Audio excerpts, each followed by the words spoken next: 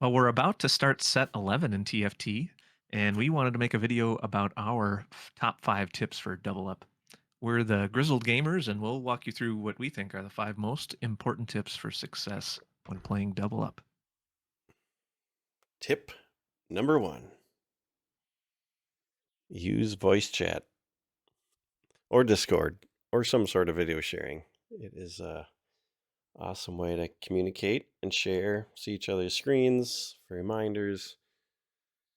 Lots of times you give me a swift kick of buy that unit or remember to send me that or whatever. So it is, in my opinion, top advantage, top tip for double up success. Yeah, I can't believe people play it with random teammates. That sounds very difficult. And do well. Yeah, I think that'd be tough. Okay, our next tip number 2, leverage some sort of third party tool like Meta TFT, for example, Mobalytics. There's many different tools that you can get out there that will show you, what comps are good. That really helps me when a new patch comes out and I don't really know what the impact of that is going to be.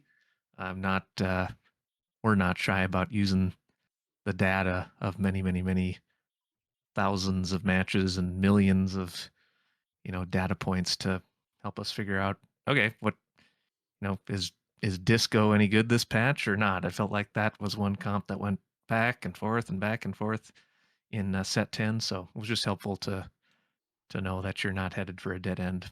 What items are best in slot for a unit? How are different augments performing?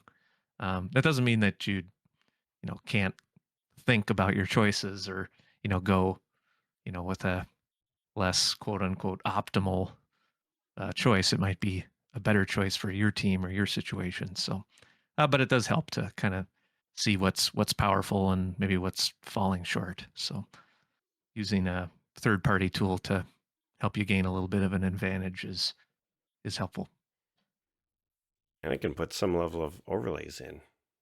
Right? Yeah. When I wasn't great with, can't say that I'm awesome at it even now to know what all the different items are and their what components make them up and stuff like that. Can put that into the game for potentially easier access. And okay, here's a bonus 2.5 tip that we didn't get on the list. What does your setup look like? Right? Like if you're playing on one screen, there might be a little bit of a disadvantage to where we're talking about multiple screen, right? I can see my screen, partner's screen, and a meta TFT or some other big data type screen, right? All at the same time. Right. Three monitors is are used up for me. So, tip three, balance your power and your tempo. It seems that you can trade to some extent between the players power for tempo, right? If you both play late spiking comps, you might be in trouble if you don't get there in time. Or if you're both playing early, um, you can have a challenge the other way.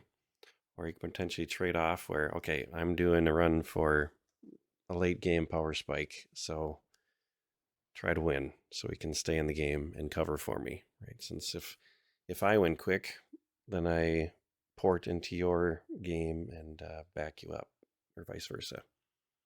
But at the same time, it can play the other way around where the other teammate shows up too. Yeah, we seem to have the best luck when we're um, we don't have to both. Ideally, we could both be win streaking, but that's hard to do in double up. But as long as somebody's holding court, the other person can kind of grow their economy and save up for later and maybe take over being the more powerful teammate later on in the game. Yep. All right, tip 4: know how the gifts work. The unit gifts, the runes of allegiance, I think they're called.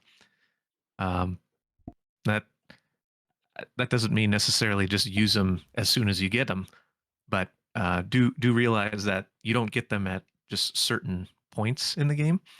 You get them back a certain number of rounds after you use them to send a unit. So the lower tier rune of allegiance that sends a unit, you can send up to a 3-cost unit.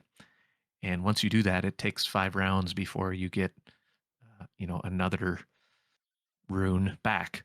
The upgraded rune of allegiance, that happens automatically at round 4-1. If you have one on your in your bench or your item space, it just turns into that next higher tier, and then you can send any unit, any cost unit, except for that more powerful gift doesn't respond until after 7 rounds. So oftentimes we'll be at the last round or the maybe second to last round of uh, uh, round 3, and we'll decide, okay, do I want to send this 3-cost to you, or do I have a 2-star unit that I can send now? And we'll wait another 5 rounds before I could send you a 4 or a 5-cost.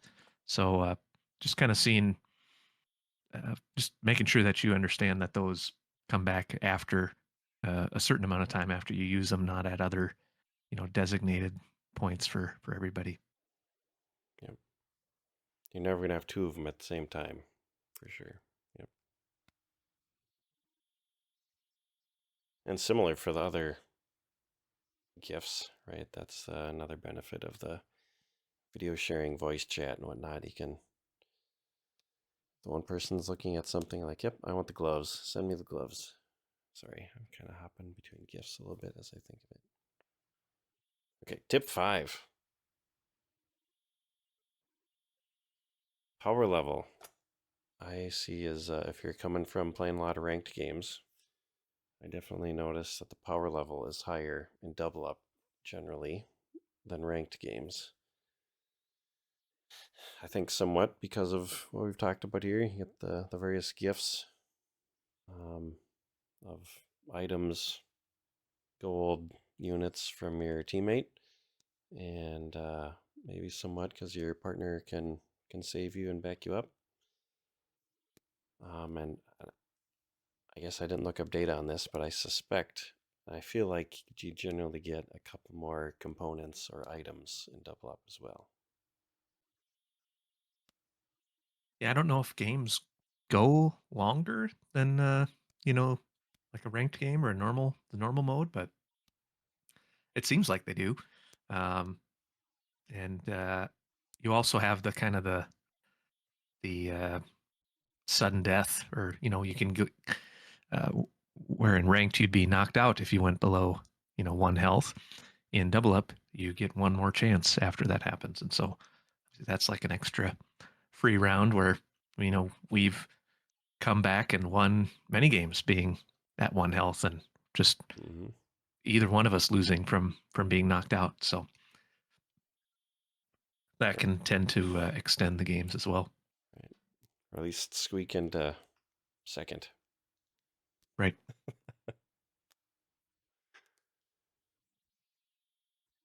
And for the grizzled gamers out there, here's a 5.5. Keep your significant others, or roommates, or spouses, or whatever happy, and you can keep playing.